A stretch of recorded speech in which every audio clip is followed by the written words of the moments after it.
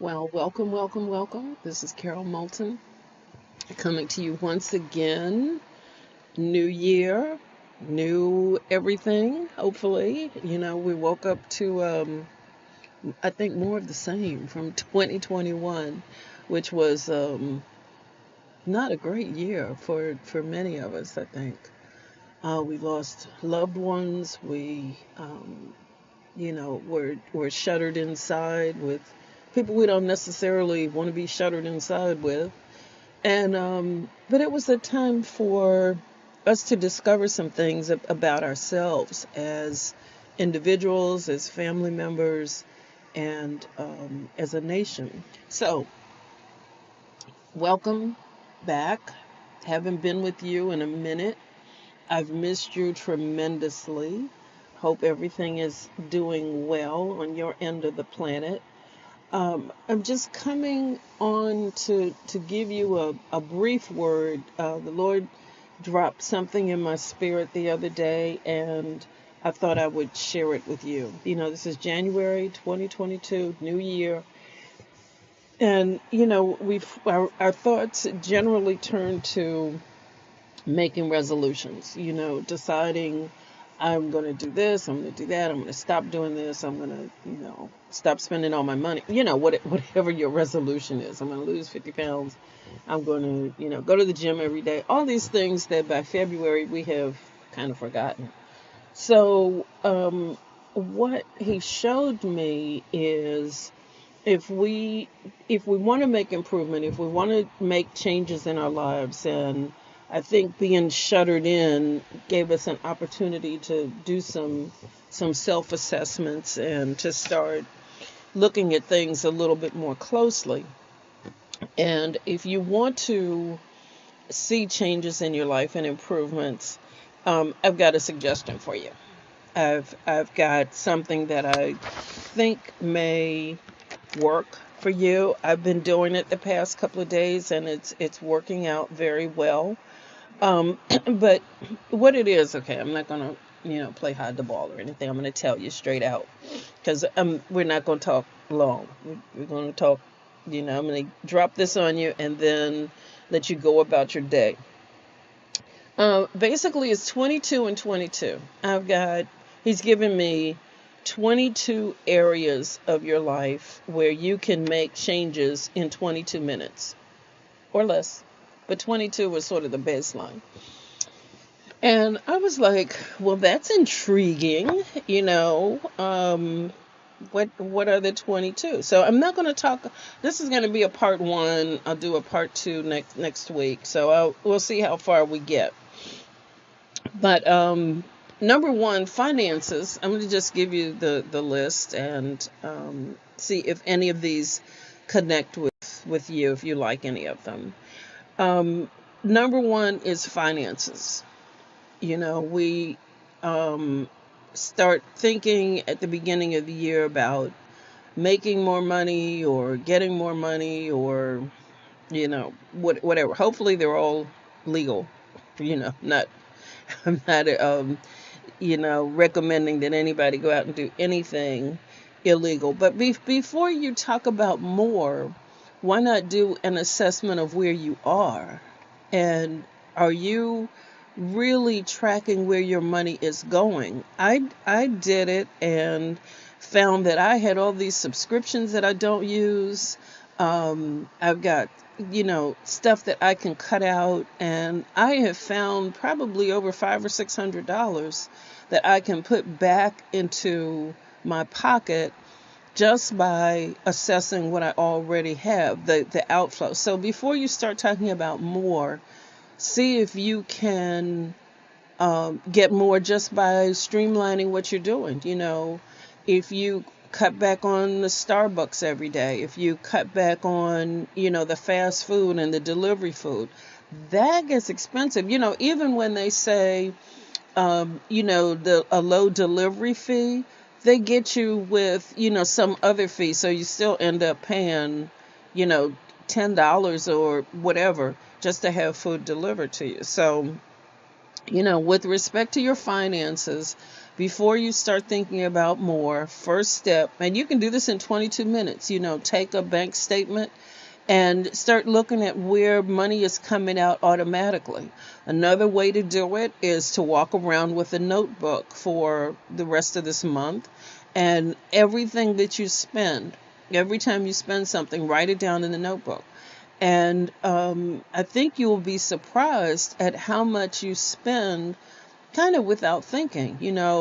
Another big one that'll get you is places like dollar stores, where you think, oh, it's so incredibly cheap, but you can end up spending a lot of money in the dollar store because it's just a dollar, it's just a dollar, it's just a dollar. Actually, there's not going to be a dollar anymore. I heard that they're going up. So it'll be something like $1.29 for each thing or something like that. But that's another place to look. Just really start taking your financial temperature and see where your money is actually going, where you're really spending your money. And it's about becoming more intentional with your finances. We don't have to be, so we don't have to just spend money blindly. We can be much more intentional with the way we spend and what we choose to spend our money on. There's some companies that I will not buy from because of the people that they support, period. But anyway, I'm not going to get political. I'm just going to give you 22 in 22. 22 areas that you can make improvement in your life 22 in 22 minutes. So, and it really is about being more intentional. Okay, so exercise, this number 2, is another big one where we say we're going to go to the gym every day, or we're going to, work out for an hour every day. And you're not going to do it. You're not going to do it. So let's be intentional about this. Let's look at this a different way. Can you exercise for 22 minutes? Can you walk for 22 minutes? Can you walk for 10 and then another 12? Can you, if you don't want to do it all at one time, breaking it up. It's about it's about moving. There are a lot, if you don't want to go outside, because I know it's cold in some parts of the country and I'm not going out. So rather than, if it's something you're not going to do, you've been paying for a gym membership and you're not going, you say you're going to do things and you're not. So what about changing the way you look at it and setting an intention that when I get up, I'm going to exercise before I, have coffee, or before I start my day. I'm going to, after I, say my prayers, whatever your morning, habit is, you exercise for, 5 minutes. I mean, you can do jumping jacks or walk or stretch, or yoga poses. You can do something, set the timer, and just get in the habit of doing that. 22 minutes is really nothing. So instead of making these big promises, if you break them down into smaller chunks, they're much easier to accomplish. So personally, I don't like to exercise. I really don't. I don't like to sweat. But I have found that, 22 minutes makes a big difference. And I also joined an online coaching class, and it's fabulous. It's exercise, and she keeps it really, really interesting. So I joined it for 6 months, and it's every day. And sometimes the exercise is twice a day. But she posts videos that we go along with. There's no shaming.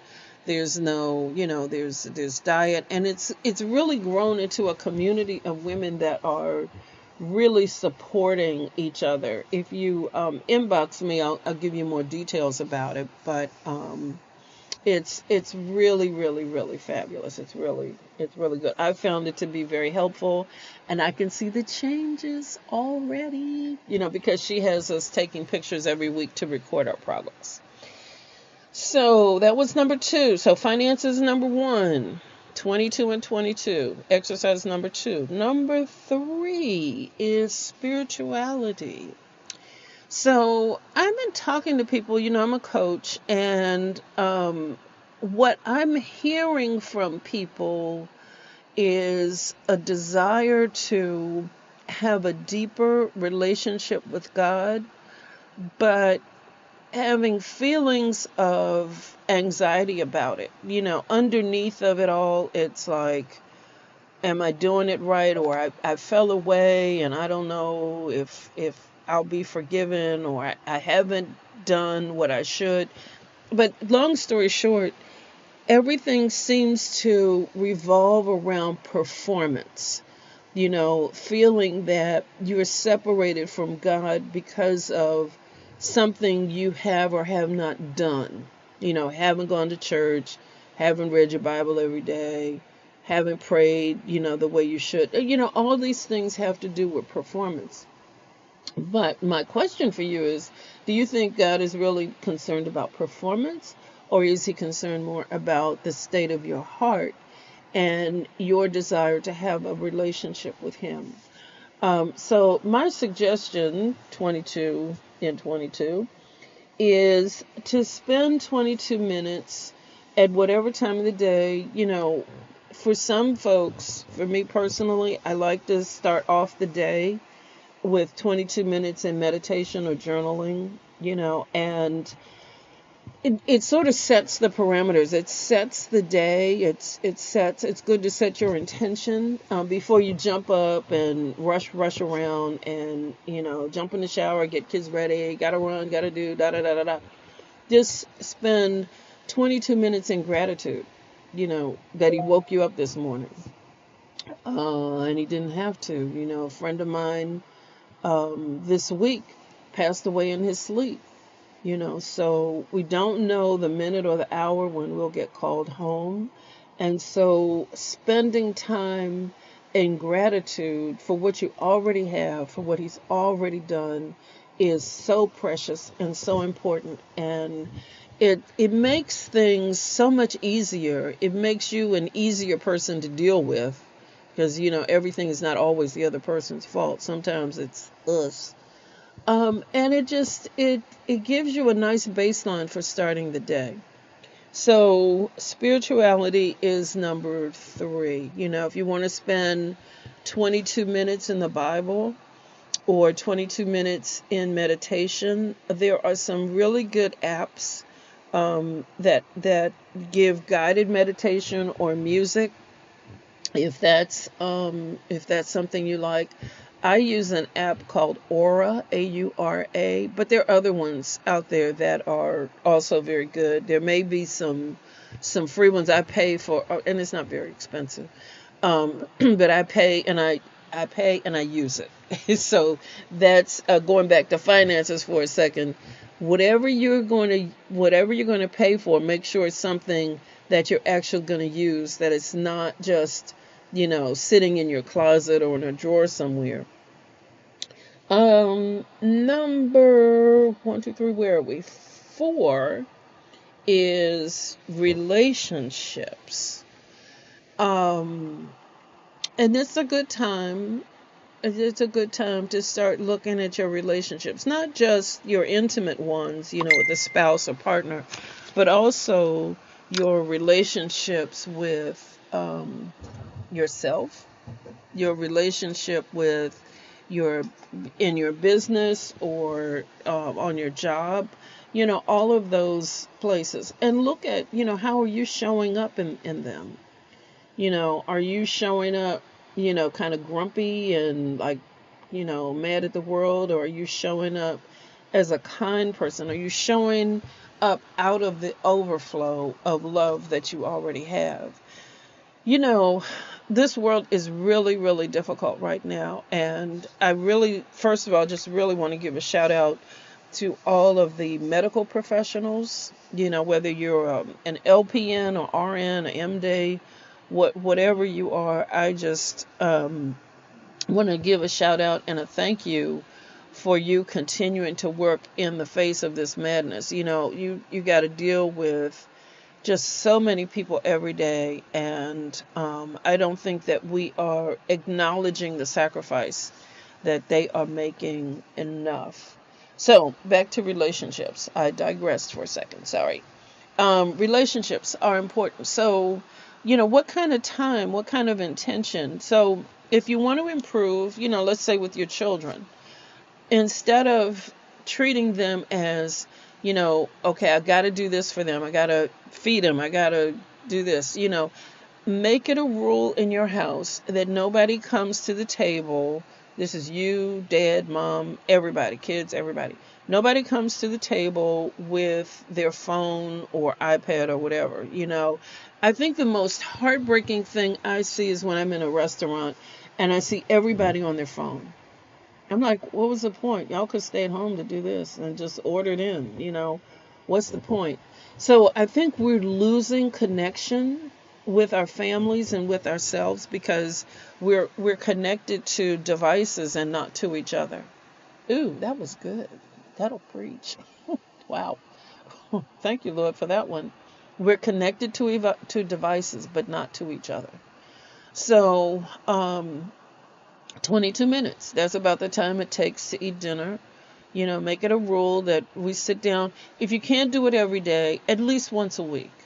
Everybody sits down together and you talk, and you're concerned about each other and you find out how things are going. You'd be amazed at the things that your children can talk about and tell you about, and you have no idea what's going on in their lives if you don't ask. So it's about connecting or reconnecting, and relationships are so important, and it's time to take a step back, pause, and check in with your loved ones. um this is going to be the last one for today. This is number 5. We're only going to do 5 today. Diet. And that's usually the big one that everybody talks about. I'm going on a diet. I'm going on a diet, first of the year. I'm not going to eat any more sweets. I'm not going to do this. I'm not going to do that. So, this is 22 and 22. So, how can we improve our diet? Well, okay, this is part of the taking inventory. So, what do you normally eat? I know sometimes you get caught up and you got to do things just, fast and dirty. That's a bad metaphor, but, stick with me. You just got to get it done. So, how about being more intentional about diet? If you have the means and you want to make changes, say you want to go to a plant-based diet and you need some help, you don't know where to get started. Okay, here's some suggestions. Pinterest, which is a free app, is a great place to search for recipes. I have found some really good ones. YouTube, free. You can find great recipes. There are just all kinds of ways. You can, if you want to buy a book, is Kindle, and that'll give you all kinds of suggestions for books. You can, preview them and decide which ones look good. I made some changes to my diet this year, and for the most part, I'm not going to say I've been 100%, but I'd say 95% as of the end of last year stopped eating meat and dairy. Um, had a hard time saying goodbye to butter because I really like butter. But I noticed if I do eat it, I notice the difference in how I feel. And I ate some meat over the Christmas holiday, and it felt like lead in my stomach. So it didn't make me sick, but I definitely noticed the difference. So I eat basically grains, fruits, vegetables. I made some curry last night. That was, oh my God, it was so wonderful. And I think it does something to your taste buds too, because you taste flavors a lot more. Things are more tasteful when they're not dulled by some of the things that we routinely eat. So it's about being intentional with your diet, um, being more aware of the amount of sodium that's hidden in packaged products. One of the things that I've had to look at, even in the non-meat things, some of the processed foods, like the burgers that are pre-made, that kind of thing. They taste great, um, but a lot of them have things in them that you don't necessarily want to eat. So it's about being intentional with your diet. I'm not saying go on a diet. I'm not saying, make a promise to lose X amount of weight, but be more intentional with how you treat your body and what you're putting inside your body.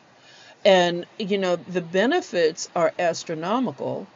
You look better, you sleep better, the weight will come off. I've been able to lose, I'd say about 20, a good 20 pounds since I started, and without really trying, but this just kind of happened. I haven't been like, I'm going to lose X amount of pounds. I decided I wanted to be healthier. And that's a good place to start, just making the decision to be healthy. So, bottom line, this is the year I'm declaring to fall in love with you.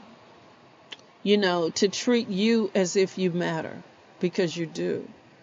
To make yourself a priority.